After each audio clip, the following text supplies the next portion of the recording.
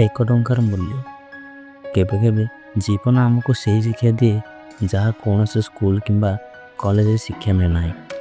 ଏହି କାହାଣୀଟି ହେଉଛି ଏକ ଭିକାରୀ ଓ ଏକ ଧନୀ ଲୋକଙ୍କ ମଧ୍ୟରେ, ଯେଉଁଠି ଏକ ଟଙ୍କା ଶିଖାଇଲା ଜୀବନର ସତ୍ୟ ମୂଲ୍ୟ। ଜଣେ ଭିକାରୀ ରାସ୍ତାର ସାଇଡ଼ରେ ବସିଥିଲା ଏବଂ ସେ ଦେଖିବାକୁ ମୁହଁରେ ଧୂଳି, ଚକ୍ଷୁରେ ଭୋକ, ହାତ ଖାଲି କରି ବସିଛି। ସେହି ସମୟରେ ସେଠାକୁ ଜଣେ ଧନୀ ଲୋକ କାରରେ ଆସିଲେ ଏବଂ ସେ ଭିକାରୀକୁ ଏପରି ଅବସ୍ଥାରେ ଦେଖି ସେ ଧନୀ ଲୋକଟି ବହୁତ ହସିଲେ ଓ କହିଲେ, ଏହି ଦିନ ମଧ୍ୟ ଭିକ ମାଗୁଛ? କିଛି କାମ କଲେ ହେବନି କି? ହେଉ, ଠିକ୍ ଅଛି, ନେ, 1 ଟଙ୍କା ଦେଉଛି, ନେ। ତୋମାନଙ୍କ ଜୀବନରେ ଏଇଭଳି ହିଁ ରହିଗଲା।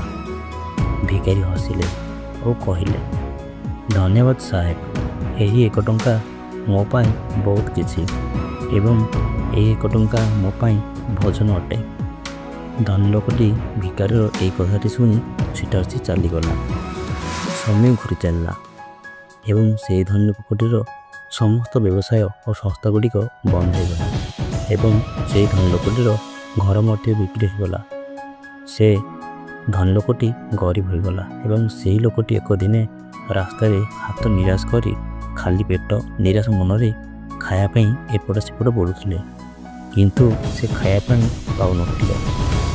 ସେ ଲୋକଟି ବୁଲୁ ବୁଲୁ ସେ ଦେଖିଲେ ଗୋଟିଏ ଛୋଟ ଖାଦ୍ୟ ଦୋକାନଟିଏ ଦେଖିଲେ। ସେ ଦେଖିଲେ ମୁଁ ଯେଉଁ ଭିକାରୀକୁ 1 ଟଙ୍କା ଦେଇଥିଲି, ସେ ଭିକାରୀ ଏହି ଛୋଟ ଖାଦ୍ୟ ଭୋଜନ ଚଲାଉଛି। ଏହା ଦେଖି ସେହି ଲୋକଟି ଆଶ୍ଚର୍ଯ୍ୟ ହୋଇଗଲା। ଧନୀ ଲୋକ ଯିଏ ଏବେ ଗରିବ, ମନ ହେଲା ଏହି ସେ ମଣିଷ।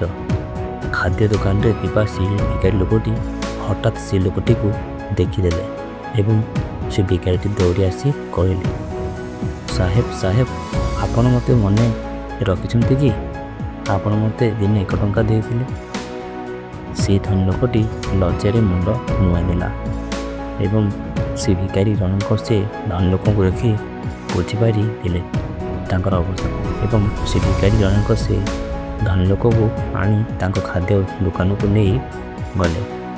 ସେହି ଧନୀ ଲୋକଟିକୁ ବସାଇ ତାକୁ ଖାଇବାକୁ ଦେଲେ। ଭିକାରୀ ଜଣକ କହିଲା, ସାହେବ, ସେଦିନ ଆପଣ ଯେଉଁ 1 ଟଙ୍କା ଦେଇଥିଲେ, କି 1 ଟଙ୍କା ଆଜି ମୋ ଜୀବନ ବଦଳାଇ ଦେଇଛି। ମୁଁ ଭାବିଲି ଯଦି 1 ଟଙ୍କା ବି ମାଗିଲେ ମିଳୁଛି, ତେବେ 2 ଟଙ୍କା ବି ମିଳିବ। ମୁଁ ସେହି ଟଙ୍କାକୁ ନେଇ ଆଜି ଏହି ଖାଦ୍ୟ ଦୋକାନଟି ଖୋଲିଛି। ଧନୀ ଲୋକଟି ଗରିବ ଲୋକର କଥାଟି ଶୁଣି ସେ ବହୁତ କାନ୍ଦି କହିଲେ, ମୁଁ ଏତେ ବର୍ଷ ଧନ ସଂଗ୍ରହ କଲି, କିନ୍ତୁ ମୂଲ୍ୟ ବୁଝିଲି ଆଜି।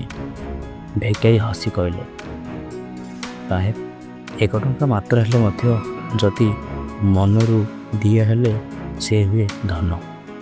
ଏହି ଜୀବନରେ କାହାକୁ ପେହରା କରନ୍ତୁ ନାହିଁ, କାରଣ ଯିଏ ଆଜି ଭିକାରୀ ସେ କାଲି ଆପଣଙ୍କ ଆଶ୍ରୟ। ଆଜି 1 ଟଙ୍କା ଦେବା ସହଜ, କିନ୍ତୁ ଏକ ମନ ଦେବା ସେ ହେଉଛି ମାନବିକତା। ମୂଲ୍ୟ ଟଙ୍କାରେ ନୁହେଁ, ମନରେ ଅଛି।